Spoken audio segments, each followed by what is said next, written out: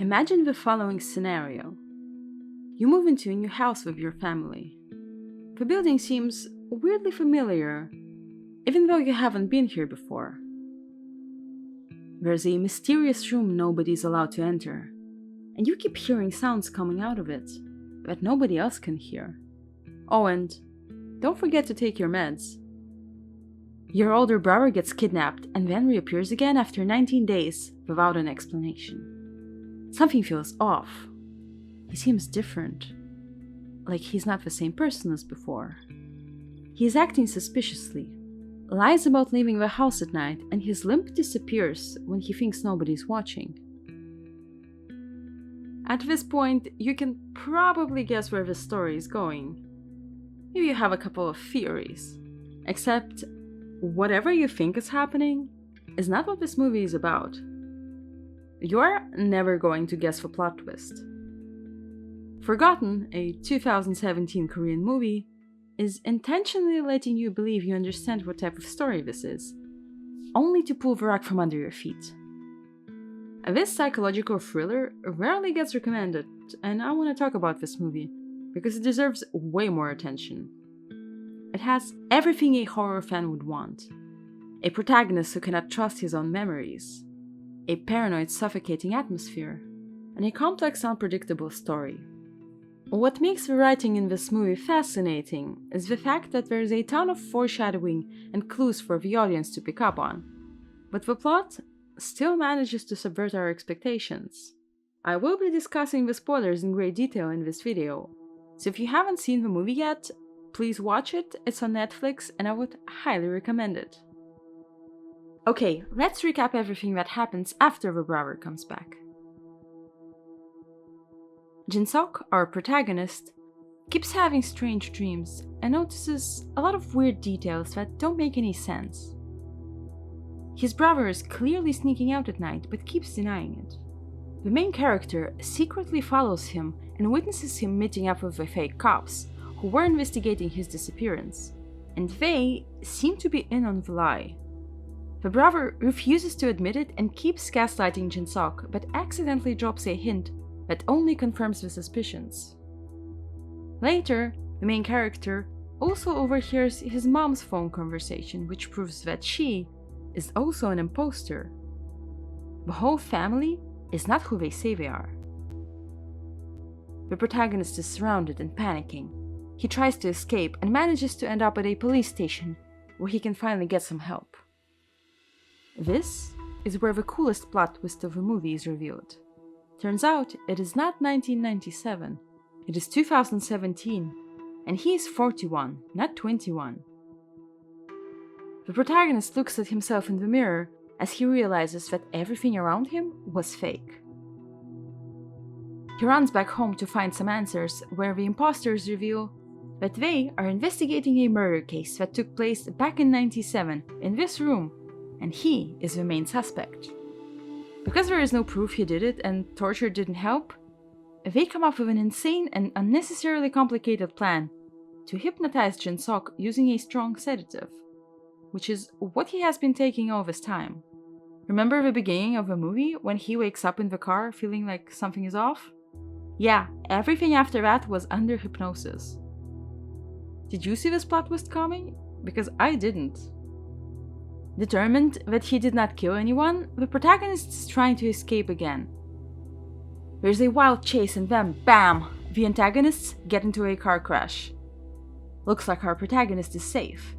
And almost immediately, Jin-sok gets hit by a white truck, a staple villain in East Asian media.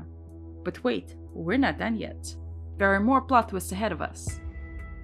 While in a coma, he finally remembers what really happened back in 97.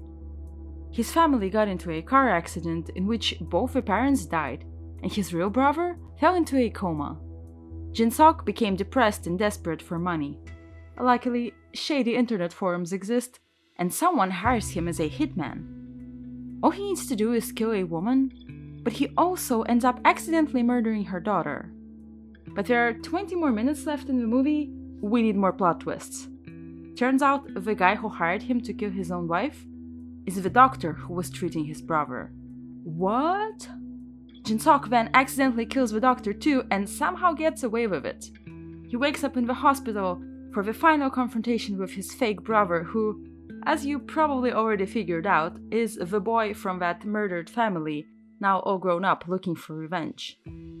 Jin-seok lies about being hired as a killer, and they both end their lives as the movie ends. Oh, and they briefly met back in 1997, right before the accident that started the whole chain of events. There is no way you could have predicted this ending when the brothers started limping in the wrong leg in the beginning of the movie. How is it possible for a movie to foreshadow all the plot twists and still deliver such an unexpected ending? One of the main reasons the plot twists are so impactful is because these are actually 3 different stories on 2 timelines that are connected to each other, and not one story. There is the beginning of the movie, in which the protagonist slowly realizes that he's living with a group of creepy strangers in the fake version of the 90s, under hypnosis. Then there are the current events that are set in 2017, which is 1 level above. And on a level below is the initial story, set in the real 90s. In this timeline, the protagonist survives a car crash and agrees to kill a stranger for money to save his brother. The different levels need to be accessed through memories, with the 2 timelines merging under hypnosis.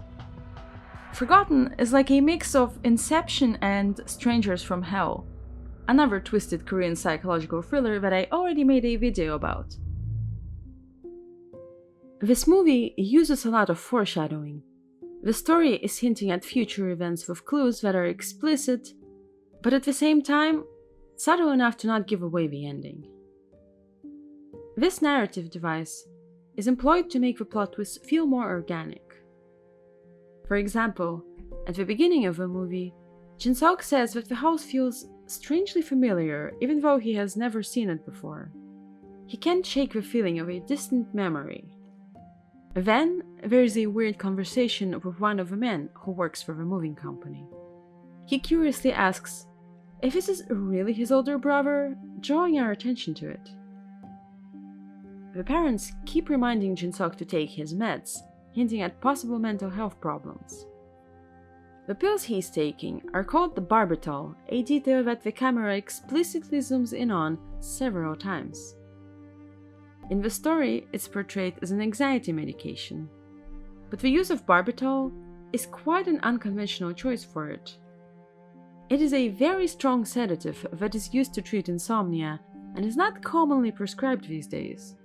After every time we see him take the pill, the protagonist has vivid, disturbing dreams, and now we know why. Another important hint we get is a close-up of Jin-seok highlighting the word hypnosis while he's learning. This close-up shot feels important, but doesn't give away too much. Notice how the word hypnosis and the label on the barbitol bottle are both in English.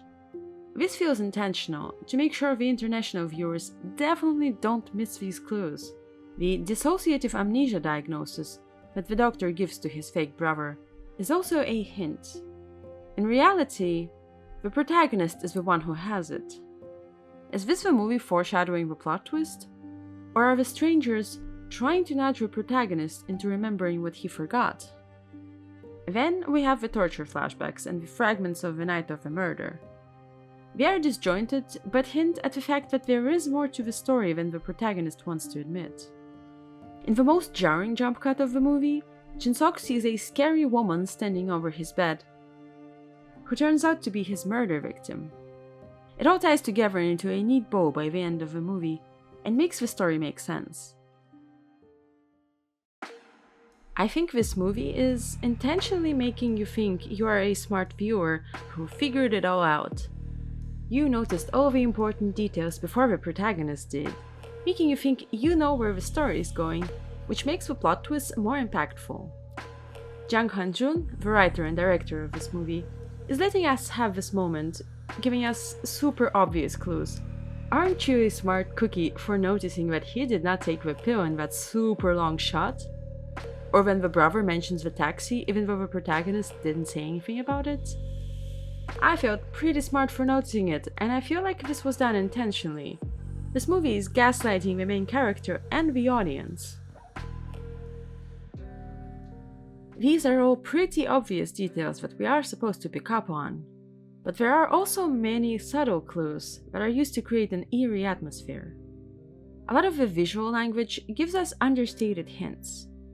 For example, the way the parents have no reaction when the brother disappears and reappears again. They look a little bit bored and not concerned. Jin-seok is the only one who has a reaction. Also, the sleeping arrangement seems weird. Aren't they a bit too old to sleep in the same room? The house is huge. Is there really not enough space to give two adult men their own rooms? Jin-seok thinks it is weird too, but everyone brushes it off. Everything that happens takes place at the house. The protagonist doesn't go outside. The police come to them, and so does the doctor for some reason. They are keeping him tied to the location, which makes sense in retrospect. The 90s don't feel like the 90s in the beginning of the movie. The way they are dressed, the way the mom does her hair and makeup, the way the design on the side of a moving truck looks, it all feels too modern. When the brother hangs a 1997 calendar on the wall, it almost feels like a little jump cut. Oh, I didn't realize this was a period movie. The 90s are only visible through the calendar, a Sony Discman, and the flip phones. Fun fact, I was really into mobile phone design in the late 90s and early 2000s, and this black phone did stand out as weird to me. It looks like a well-used early 2000s design, which has no business appearing in 1997. I initially assumed that this was a mistake on the part of the set design team. Anachronistic fashion and design in period movies is a big pet peeve of mine, but I wonder whether this was intentional. After some digging, I figured out that this is a Samsung SGH 800, which came out in the year 2000. I am pretty proud of myself for catching this detail on the first watch. We get a close-up shot of the mobile phone, just like with the other important clues. A detail I also like is the song that Jin-seok keeps listening to on his CD player throughout the movie. It seems like a nostalgic love song, but if you look at the lyrics, they seem quite symbolic and ominous. All these details really help set the mood, and give the protagonist and the audience the unsettling feeling of something being wrong. You just can't quite put your finger on it. The feeling escalates to a paranoid, suffocating atmosphere, as the protagonist feels increasingly alienated and singled out. While there is a lot of foreshadowing, this movie also has several red herrings that don't lead anywhere. Foreshadowing is a hint that steers the viewers in the right direction, and a red herring is a clue that misleads the audience. Notably, there is a scene in which Jin-seok enters the forbidden room, where he finds his brother's body hanging from the ceiling. But then he wakes up and realizes it was just a dream. The protagonist has a lot of vivid, disturbing nightmares, but this is the only one that is not relevant to the story. This scene is suggesting that there might be a doppelganger or something supernatural going on. I'm still not sure what to make of it. He also sees the torture and the woman he murdered in his dreams, but those are foreshadowing real events. Is the dead brother just used for shock value, or is it symbolic? Why was this scene included? The brother disappearing in the first place is kind of a red herring too, because it has nothing to do with a plot twist. Him changing after disappearing is framed as if this is the big mystery of the movie, but it turns out to be just a coincidence that doesn't impact the rest of the plot. The investigators not knowing about the accident Jin-seok's family got into in 1997 is also weird, and they probably would easily find the connection between the doctor and the protagonist. If they're this thorough in their research, then why did they not figure it out sooner? They never mention the suspicious fact that the father died the same day as his wife and his daughter. Kinda feels like this was left out of the story intentionally, because otherwise, it would not have been a shocking plot twist. Is this lazy writing, or is this genius intentional misdirection? This paranoid fever dream away movie gave me new appreciation of Kang Han-il as an actor. As you probably already heard, the cast for Season 2 of Squid Game was recently announced, with him playing one of the protagonists. I wonder if this movie was a factor in this casting choice, because he does a phenomenal job portraying a character who is desperate for money. I did not care about a second season of Squid Game until the announcement, but now I'm super excited. Sivan, who already proved he can play an iconic villain in Strangers from Hell and Unlocked, will also be in it, together with Park Sung-hoon, who you can see in Psychopath Diary and The Glory. I can't wait to recommend these K-dramas and movies to all the new fans these actors will inevitably get when Squid Game 2 comes out. I hope that this movie will find a new audience when Kang Han-il becomes more famous.